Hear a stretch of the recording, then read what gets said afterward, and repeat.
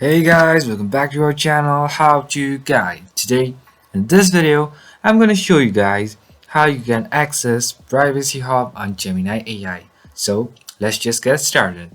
So firstly, what you need to do is you need to be in this particular platform, which is Gemini AI's platform. So over here you can do anything, you prompt here and or anything. So to access Privacy Hub on Gemini AI, what you need to do is just go to this menu on your left hand side, then just go to Help, and then on top you'll see that there is a Privacy Hub option.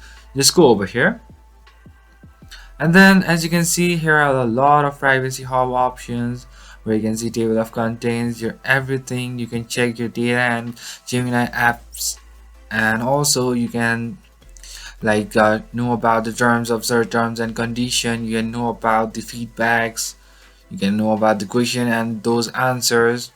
So that's how you get access to Privacy Hub on Gemini AI. So that's pretty much, guys. I hope this video is helpful for you guys. So if you like our video, please leave a like and do not forget to subscribe our channel and also hit the bell icon so you never miss an update from us.